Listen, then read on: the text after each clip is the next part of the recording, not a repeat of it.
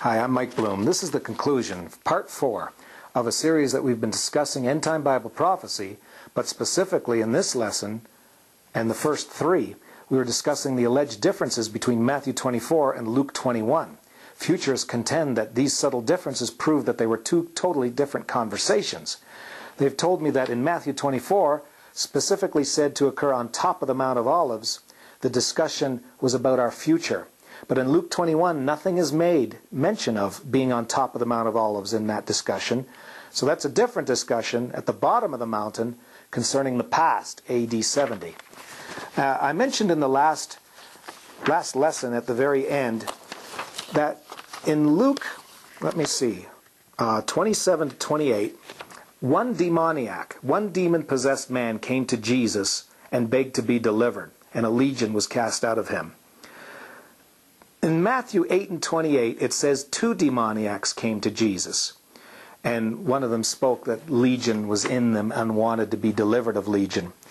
And so, because of the differences in Matthew and Luke, 2 men being involved in Matthew 8, 1 man being involved in Luke 8, does that mean they were 2 different, completely different stories, 2 different accounts, 2 different events?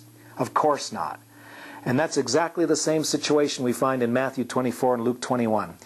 It's just that we go back and rely upon the memories of Luke and Matthew and put it all together and we get a clearer picture. It's not differences that indicate 2 different conversations. It's differences just attributed to the fact that they remembered it differently, spoke of the same thing. Nothing contradicts the other, but just use different terms. Well, in this lesson, I want to talk about Matthew chapter 10 because there are things mentioned in Matthew chapter 10 that we have shown futurists to prove that a coming of the Lord occurred in AD 70. And they contended saying no. Let me show you the verse specifically in Matthew 10 and 23. But when they persecute you in this city, flee ye into another. For verily I say unto you, ye shall not have gone over all the cities of Israel till the Son of Man be come. You shall not have gone over the cities of Israel till the Son of Man be come. We say that's the coming of the Lord. And it was in their lifetime, obviously, because he said they would have gone to all the cities of Israel till the Son of Man be come.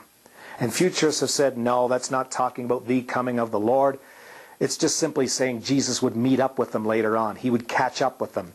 That's not the coming of the Lord in Matthew 24. But I found out that in Matthew 10 and 17 to 18, verses before verse 23 that mentions the coming of the Son of Man, verses associated with the coming of the Son of Man in verse 23, say this: But beware of men, for they will deliver you up to the councils, and they will scourge you in their synagogues. And ye shall be brought before governors and kings for my sake, for a testimony against them and the Gentiles. This is associated with this so-called coming of Jesus, just meeting up with them. Well, Mark 13 is the conversation on top of the Mount of Olives that futurists agree is our future. Well, look what Mark 13 and 9 says. But take heed to yourselves, for they shall deliver you up to councils, and in the synagogues ye shall be beaten, and ye shall be brought before rulers and kings for my sake, for a testimony against them. That's the same thing that Matthew 10, 17 to 18 said.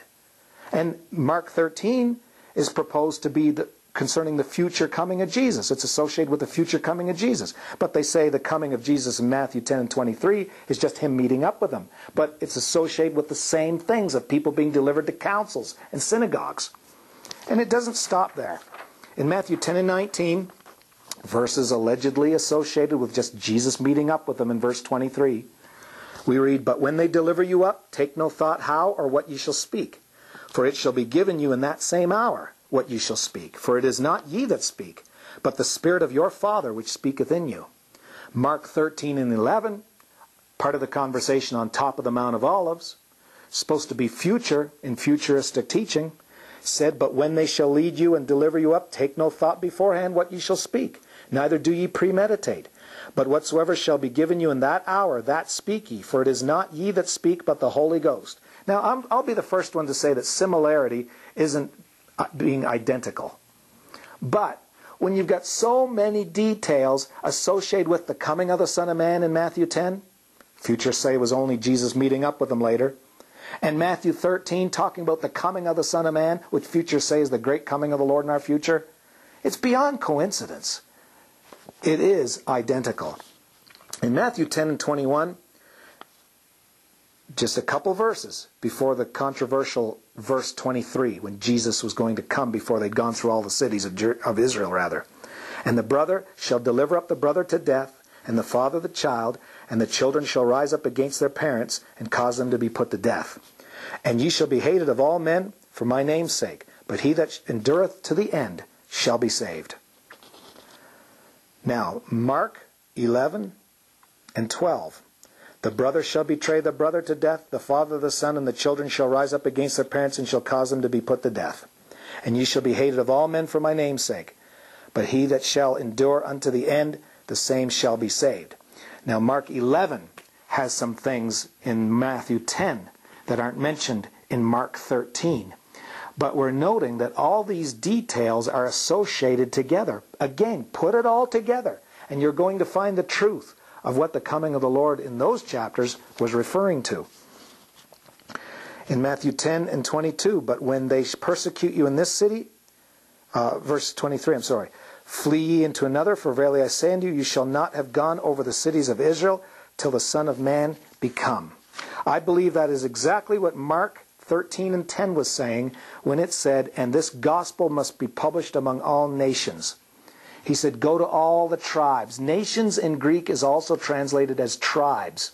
Just like Jesus spoke of all the cities, go to all nations, the tribes. And we spoke in a previous lesson and showed you that in Colossians chapter 1, there's a perfect fulfillment mentioned that the gospel had gone into all the world when Colossians was written. And so, again, this is just more indication and more proof that Jesus did come in destruction in AD 70.